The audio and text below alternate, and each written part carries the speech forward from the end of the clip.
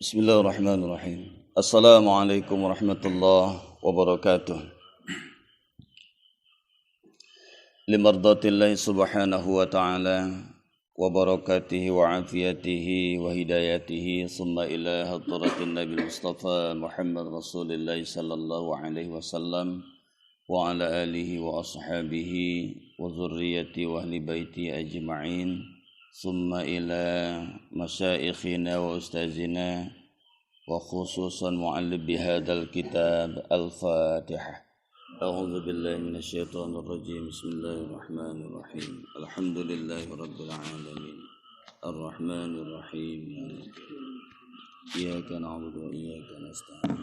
Ihdinas siratal mustaqim. Siratal ladzina an'amta 'alaihim ghairil maghdubi 'alaihim waladdallin. Alhamdulillahi rabbil alamin. Wassalatu wassalamu ala asrafil anbiya'i wal mursalin wa ala alihi wa sahbihi ajma'in. Qala rabbi shrah li sadri wa yassir li amri wa hlul 'uqdatam min lisani yafqahu qawli. Qala Allah ta'ala ya ayyuhalladzina amanu taqullaha haqqa tuqatih wa la tamutunna illa wa antum muslimun. Sadaqallahul azim wa sadaqa rasuluhun nabiyul karim wa nahnu ala dzalika minasyahidin wa syakirin walhamdulillahi rabbil alamin.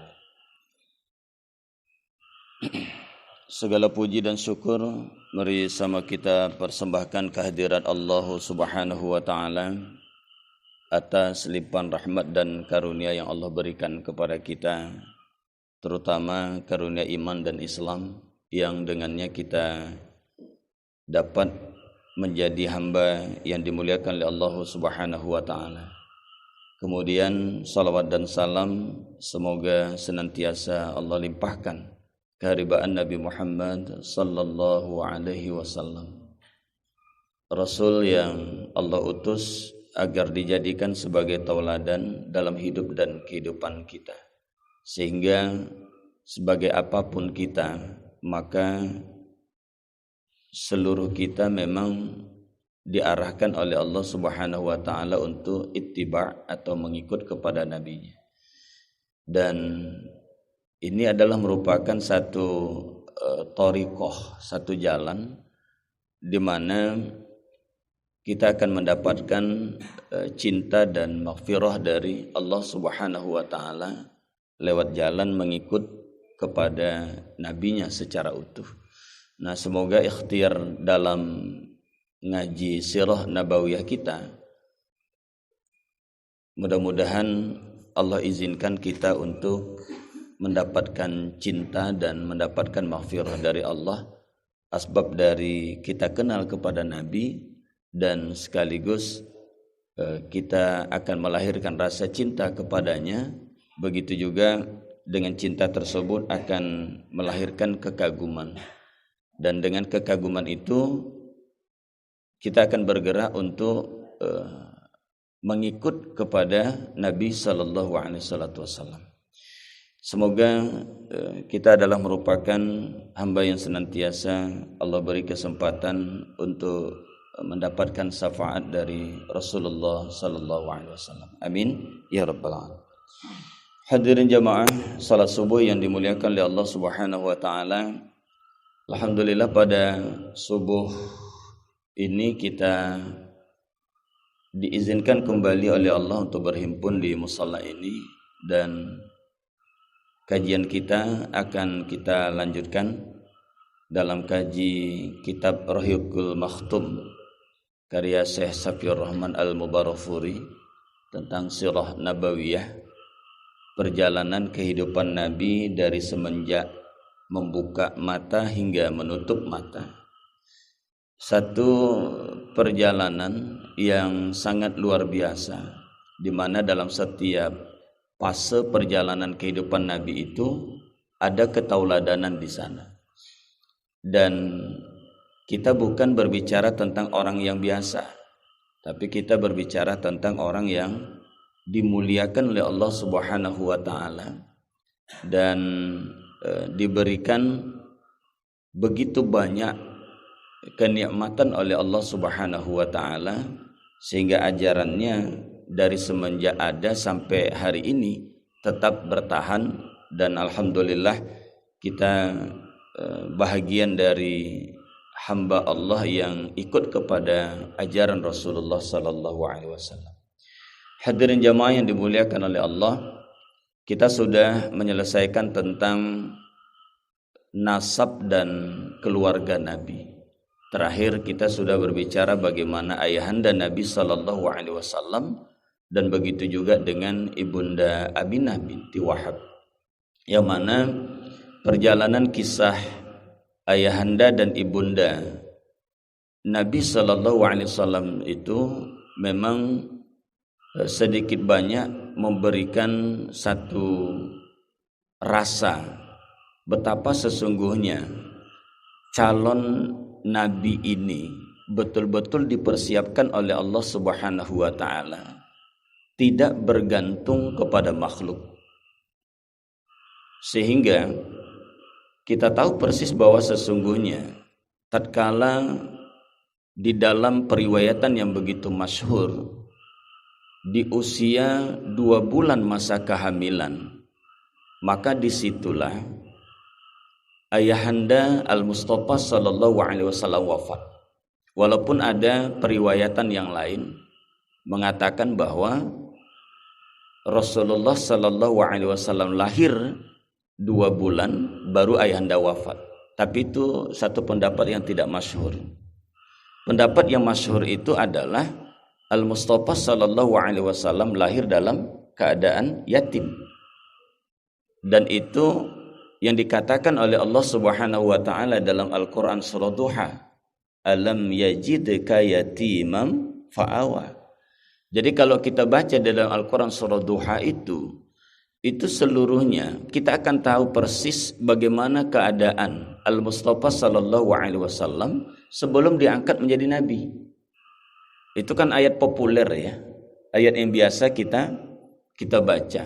Ternyata di dalam Al-Quran surah Duha itu, ketika nanti ada yang bertanya, apa dalil kau mengatakan Al-Mustafa sallallahu alaihi wasallam itu lahir dalam keadaan yatim? Itulah surah Duha itu. Alam yajidka yatimam fa'awa. Bukankah kami menemukan engkau dalam keadaan yatim dan kami mencukupimu? Nah, itu dikatakan oleh Allah Subhanahu wa taala. Atau ketika kondisi di saat Nabi sallallahu alaihi wasallam melihat kondisi masyarakat jahiliyah yang sudah begitu rusak akidahnya, dan beliau tahu itu rusak tapi belum mendapatkan jalan bagaimana cara merubahnya, maka Al-Quran surah Duha juga menggambarkan kondisi seperti itu. Wa wajadaka dhallan fahada. Dan bukankah kami menemukan engkau dalam keadaan gundah?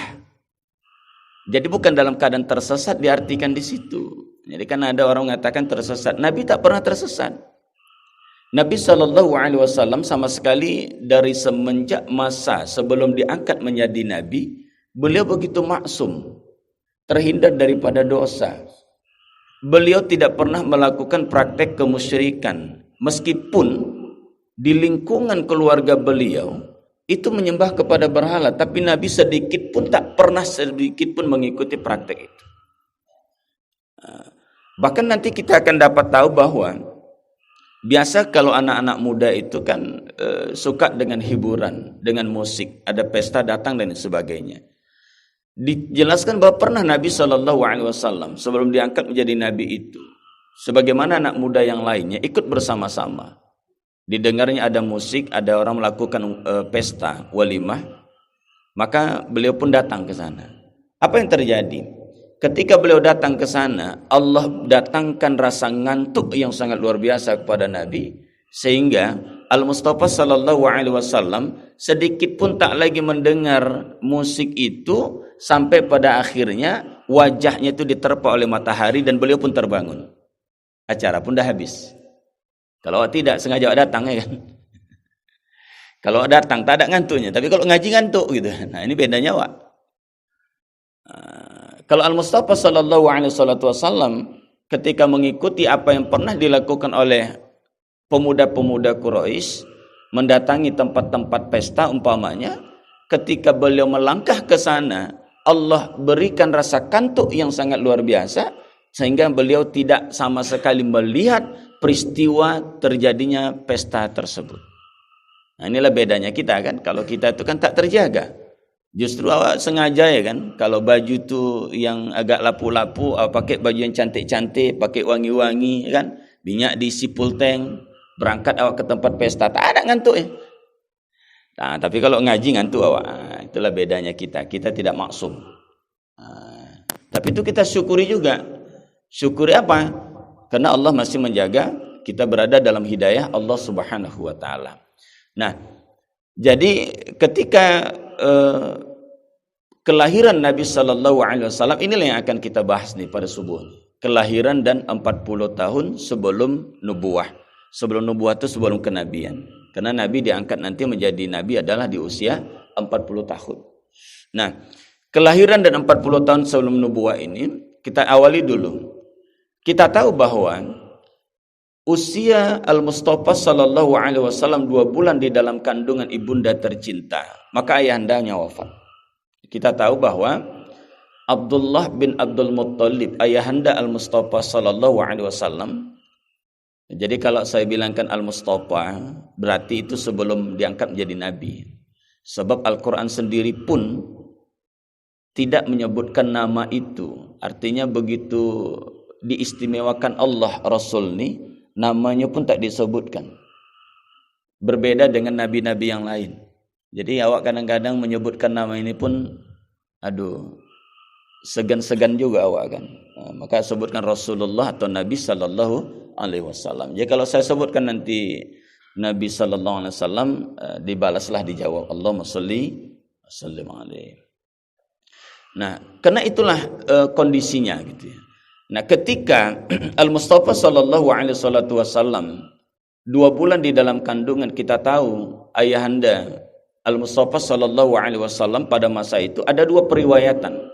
Yang pertama, satu riwayat menyatakan bahwa ayahanda Al-Mustafa sallallahu alaihi wasallam, Abdullah bin Abdul Muttalib, ditugaskan oleh Abdul Muttalib untuk mengurusi kurma di Yasrib sebelum dinamakan dengan Madinah. Periwayatan yang kedua dikabarkan bahwa ayahanda Al-Mustafa sallallahu alaihi wasallam ikut bersama-sama dalam rombongan dagang ke Syam. Jadi ketika sudah sampai ke Syam, itu perjalanan itu kan 2 bulan tuh. 1 bulan perjalanan, kemudian berdagang. Karena pola orang-orang Quraisy ini, suku Quraisy kalau berdagang tuh Pak, mereka berangkat membawa hasil yang ada dari kota Mekah. Berangkatlah ke Syam. Kemudian pulangnya, mereka bawa pula nanti hasil bumi yang ada di Syam itu dijual mereka kembali di Mekah. Berarti ada 2 kali mereka itu berdagang.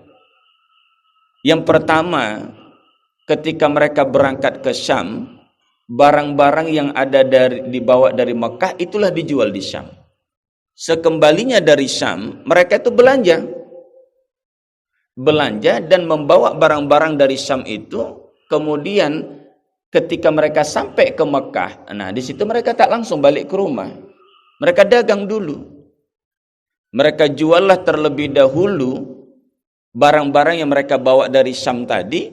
Setelah itu barulah mereka tawaf dulu di Ka'bah. Nah, itu kebiasaan mereka itu tawaf. Habis itu baru balik ke rumah. Nah, itulah kondisi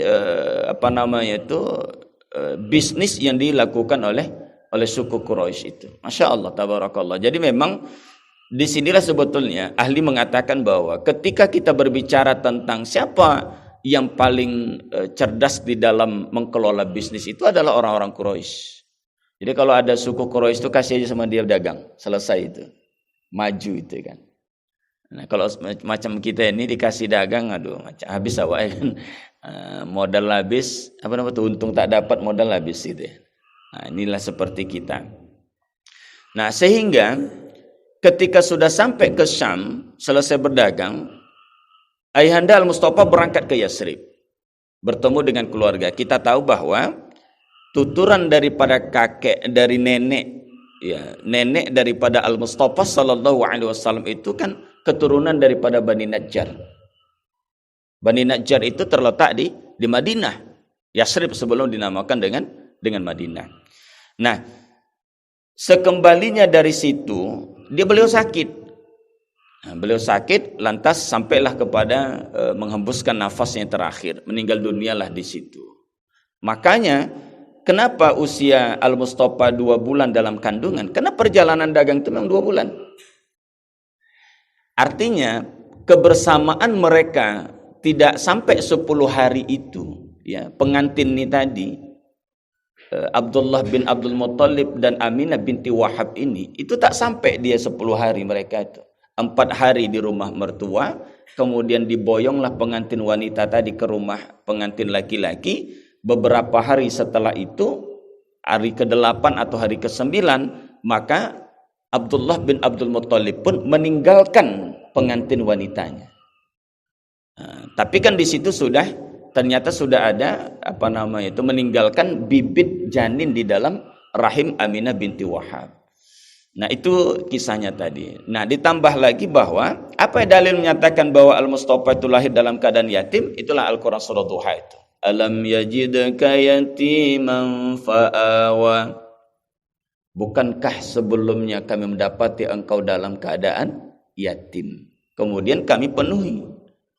Nah, ini ketika sirah kita kawal dia dengan ayat Al-Quran, maka dia akan semakin kokoh keyakinan kita itu. Kalau selama hari ini kan kita tahu, oh dia dalam keadaan yatim, dari mana kau tahu? Dari guruku. Kan seperti itu dia, sipulan. Tapi dalil tentang yatim itu ternyata sering kita baca. Tapi tak tahu kita apakah itu memang dalil atau tidak. Ternyata itulah merupakan dalil yang menyatakan bahwa Al-Mustafa sallallahu alaihi wasallam itu lahir dalam keadaan yatim. Nah, kita lihat bagaimana kelahiran itu. Ada beberapa peristiwa penting yang mengiringi sebelum kelahiran Al-Mustafa sallallahu alaihi wasallam. Salah satunya apa? Peristiwa tentara bergajah. Sehingga Nabi ketika lahir itu disebut dia lahir tanggal 12 Rabiul Awal tahun gajah. Karena bangsa Arab ketika itu belum mengenal tahun. Jadi apa peristiwa besar yang terjadi, maka disitulah dinisbatkan dia. Apa peristiwa besarnya? Nah, kenapa dikatakan Al-Mustafa itu lahir di tahun gajah? Karena ada peristiwa yang terjadi sebelum kelahiran beliau. Sehingga mereka bangsa Quraisy, masyarakat Quraisy itu, apapun ketika terjadi kelahiran tetap menjadikan peristiwa besar itulah yang dijadikan mereka sebagai kalau kita bilang sonahnya gitu. Sebagai sonahnya situ. Kapan kau lahir? Oh, ketika Jepang masuk. Kan tak tahu orang itu tahunnya berapa. Kapan lahir Wak? Waktu Jepang masuk, inalum. Jadi kan ada peristiwa, ternyata itu juga terjadi seperti itu. Nah, 12 Rabiul Awal tahun gajah. Kenapa dikatakan dengan tahun gajah? Karena peristiwa mengiringi 51 atau 50 hari sebelum Al-Mustafa lahir, meletuslah peristiwa itu. Nah, 50 atau 51 hari sebelum Al-Mustafa lahir, maka meletuslah peristiwa itu. Jadi, ternyata peristiwa tentara bergajah itu yang berencana untuk meruntuhkan Ka'bah, itu ibunda Rasulullah sallallahu alaihi wasallam lagi hamil berat lah itu. Lagi hamil berat itu. Makanya kakeknya Abdul Muttalib tatkala sudah terjadi percakapan dialog dengan Abraha, ya panglima perang daripada Abraha itu tadi, maka beliau berangkat memastikan bahwa Aminah binti Wahab dalam keadaan aman. Ya, dalam keadaan berat, tapi yang namanya kehamilan itu periwayatan menyatakan bahwa Aminah binti Wahab sama sekali tak merasakan sebagaimana wanita yang lain rasakan ketika dalam keadaan hamil. Tak dirasakannya, Bu. Ya, kalau mak-mak ini kan kalau dia hamil kan terasa betul ya, ada meluwek-luwek lah, dan entah apalah, nak minta beli sate jam 12 malam. Tak ada, Aminah tak ada seperti itu. Tak ada istilahnya apa namanya itu. Apa idam-idam mengidamannya? Tak ada ngidam. Nah, kalau kita kan tidak. Kadang-kadang jam 1 malam, laki itu sedang tidur ya kan. Awak dah mengidam nak makan manggo pula. Meriah mengambil manggo ke tetangga. Seperti itu. Tapi Al-Mustafa tidak seperti itu. Tidak ada perasaan sedikit pun ketika dia hamil. Nah tapi ada pembicaraan khusus.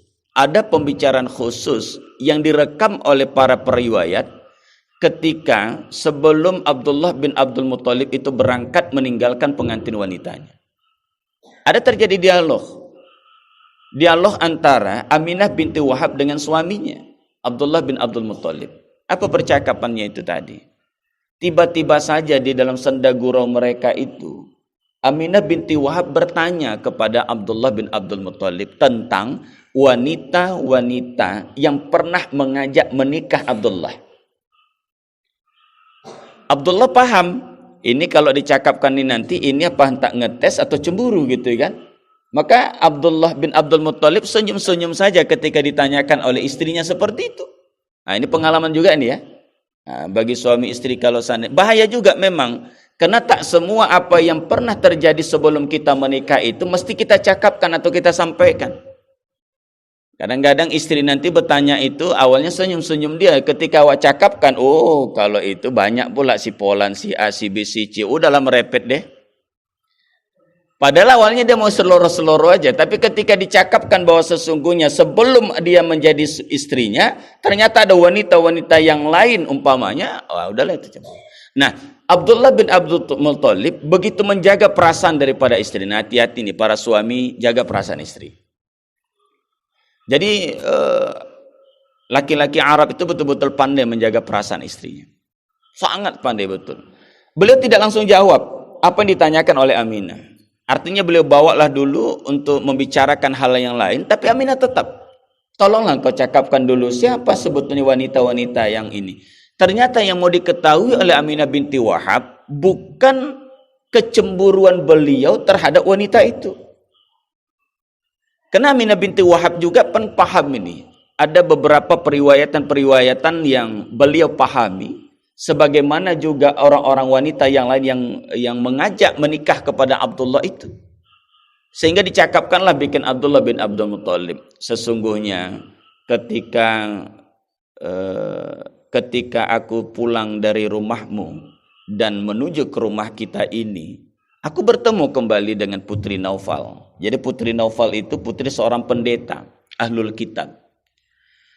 Ketika bertemu dengan Putri Naufal, yang biasanya kan dia mengajak aku tuh. Dia tahan, ya Abdullah, ayo kita menikah. Ditawarkan dirinya sebagai istri. Menawarkan dirinya supaya aku nikahi sebagai istriku. Tapi ketika aku sudah kembali dari tempatmu, berangkat ke tempat kita nih, bertemu aku dengan Putri Naufal tuh, jangankan ngajak nikah, menengok pun tidak. Lantas ku tanyakan sama dia, kenapa engkau tak ngajak ku nikah lagi ya? Kan begitu ya. Artinya kan seloro-seloro lah gitu. Biasanya kalau jumpa itu ngajak nikah. Ini ketika berjumpa, jangankan ngajak nikah, menengok pun tidak. Lantas dikatakan oleh Putri Naufal, aku tak melihat lagi cahaya yang ada di wajahmu. Artinya perpindahan Nur Muhammad itu dari Abdullah bin Abdul Muthalib itu sudah berpindah ke rahimnya Aminah.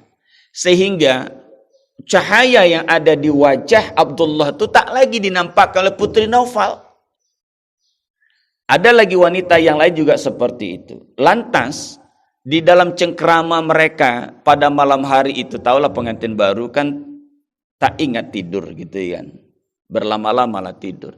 Ketika dikisahkan oleh Abdullah bin Abdul Muthalib tentang keberadaan wanita-wanita itu yang pada awalnya mereka begitu ingin menjadi istri daripada Abdullah, tapi ketika sudah menikah, sudah berada di rumah Aminah binti Wahab, mereka tak lagi minta itu. Terakhir Aminah pun mengangguk-angguklah di hadapan Abdullah bin Abdul Muthalib. Lantas ditanya oleh Abdullah, ada apa wahai istriku? Enggak apa-apa, yuk kita tidur. Nah, selesailah kisahnya di situ. Artinya, kalau kita telusuri daripada periwayatan yang ada itu, Aminah binti Wahab begitu paham betul, oh ternyata ini laki-laki istimewa. Dan perpindahan cahaya itu betul-betul terjadi. Nah, apa yang dituturkan oleh Aminah binti Wahab? Aminah binti Wahab ketika dalam periwayatan daripada Ibnu Sa'ad, ibu Rasulullah Sallallahu Alaihi Wasallam berkata begini. Apa katanya gitu ya? Setelah bayiku keluar, gitu kan? Ini udah masa kelahiran itu ya. Setelah bayiku keluar, aku melihat ada cahaya yang keluar dari kemaluanku. Apa nama itu? Menyinari istana di Syam. Jadi peristiwa kelahiran itu istimewa. Maka sering sekali kita bilang kelahiran seorang anak itu adalah cahaya. Bukan berarti yang keluar dari rahim ibunda Rasul itu cahaya, bukan. Yang keluar itu betul jasad. Setelah keluar jasad itu tadi barulah keluar cahaya. Yang mana cahaya itu penuturan daripada ibunda Nabi Sallallahu Alaihi Wasallam sampai menerangi, ya kondisi pada masa itu kan memang gelap, menerangi kota yang ada. Dan kemudian Aminah binti Wahab begitu dapat melihat secara jelas leher onta, saking kan terangnya cahaya itu, dan cahaya itu sampai ke Kisrah sana, sampai ke Syam. Nah, makanya nanti kalau kita dapat pahami bahwa sesungguhnya sebelum Nabi Shallallahu Alaihi Wasallam wafat, itu Nabi sudah beranjak ke Syam. Tapi di tengah perjalanan, ya, Nabi Shallallahu Alaihi Wasallam mengutus salah seorang daripada sahabatnya untuk menyampaikan hidayah ke Syam. Tapi di tengah perjalanan dikabarkan bahwa Nabi Shallallahu Alaihi Wasallam wafat di Madinah, maka mereka balik lagi. Nah, artinya begini. Ada beberapa pelajaran yang penting untuk kita petik bahwa sesungguhnya kelahiran Al-Mustafa Sallallahu Alaihi Wasallam betul-betul menjadi cahaya bagi alam ini. Karena alam pada masa itu berada dalam kejahiliahan, dalam kegelapan. Jadi bukan hanya Jazirah Arabia dalam kejahiliahan, tapi seluruh negeri-negeri yang ada itu berada dalam kejahiliahan. Nah, sehingga kelahiran Al-Mustafa Sallallahu Alaihi Wasallam yang ditutur oleh Ibnu Sa'ad, ya. Ibnu Sa'ad menuturkan apa yang dituturkan oleh ibunda Nabi Sallallahu Alaihi Wasallam ketika kelahiran itu terjadi. Setelah Al-Mustafa keluar, maka mengiringlah ada cahaya yang keluar dari kemaluanku. Itu penuturan dari ibunda Rasulullah Sallallahu Alaihi Wasallam. Nah, itu dikatakan seperti itu. Nah, begitu juga dengan Imam Ahmad. Imam Ahmad juga bertutur seperti itu dengan kalimat yang sama, bahwa kelahiran Al-Mustafa Sallallahu Alaihi Wasallam itu memang mengeluarkan cahaya. Bukan berarti wajah Al-Mustafa itu bercahaya atau yang keluar itu cahaya terus, gitu, bukan. Yang lahir itu sepertilah sama kita, janin yang keluar, bayi yang keluar. Setelah keluarnya bayi tadi, maka keluarlah cahaya itu. Nah, jadi jangan pula salah-salah di dalam memahami, ya. Yang keluar itu cahaya, bukan cahaya aja yang keluar. Yang keluar pertama itu adalah janin, bayi. Setelah bayi tadi baru cahaya ada keluar. Nah, cahaya itulah menerangi sampai diutarakan di sini sampai ke sampai ke istana-istana di Syam. Begitulah cahaya itu. Nah, apa peristiwa-peristiwa yang lainnya ketika kelahiran Al-Mustafa Sallallahu Alaihi Wasallam di Syam itu? Mereka kan penganut agama Majusi, penyembah daripada api. Api keabadian yang mereka sembah itu padam. Kemudian tiang-tiang daripada istana itu runtuh. Nah, itu kan sebuah pertanda, ya. Sebuah pertanda bahwa sesungguhnya kehadiran seorang nabi di muka bumi itu menjadi cahaya bagi bumi. Menerangkan sesuatu yang gelap, membawa yang hak, maka yang batil itu akan runtuh. Nah, seluruh kebatilan yang ada sebelum kelahiran itu runtuh. Suatu ketika tatkala nanti sudah besar dan membawa risalah, maka keruntuhan itu semakin nyata adanya nanti. Runtuhlah kemusyrikan, maka tegaklah keimanan itu. Ketauhidan akan tegak dan runtuhlah kemusyrikan itu. Nah, jadi kelahiran itu begitu istimewa. Sehingga disinilah para pakar pendidikan Islam menyatakan bahwa anak itu adalah cahaya. Ya, anak adalah cahaya. Ketika kita memahami kelahiran seorang anak adalah merupakan cahaya, berarti di situ ada harapan. Sehingga nanti menjadi konsep di dalam Islam, ketika sudah melahirkan seorang anak, kan ada beberapa amalan yang diberikan oleh Nabi SAW untuk kita lakukan. Kan gitu ya. Apa itu? Yang pertama, nanti kita akan lihat, ketika sudah lahir Al-Mustafa SAW, maka kabar kelahiran itu membawa keberkahan di seluruh seantero negeri Mekah. Apa keberkahannya? Disampaikanlah kepada datuknya Abdul Muttalib. Ketika sampai kepada Abdul Muttalib pun datang. Datanglah Abdul Muttalib, kemudian Abdul Muttalib pun membawa daripada Al-Mustafa sallallahu alaihi wasallam, ya kebiasaannya lah, dibawanya ke Ka'bah, kemudian dibawanya tawaf, lantas digendongnya, akhirnya diberikanlah nama Muhammad. Di mana nama Ahmad itu? Sebelum diberikan nama Muhammad, maka pertama sekali mesti dilakukan ketika anak itu lahir, itu adalah diberikan nama untuk anak itu. Sehingga sang ibunda tercinta itu sudah memberikan nama kepada anak yang dilahirkan itu dengan nama Ahmad. Dengan nama Ahmad. Nah, jadi disinilah sebetulnya seorang kakek diberikan kesempatan untuk merubah nama cucunya. Ada hak kakek untuk merubah nama cucunya kepada nama yang lebih baik. Walaupun samanya itu kan, Ahmad, Muhammad sama-sama artinya adalah orang yang mulia atau orang yang dimuliakan. Nah, jadi dari segi nama, kita kemarin kan pernah nyampaikan bahwa ada satu konsep orang-orang modern itu dengan menyebut apalah arti sebuah nama.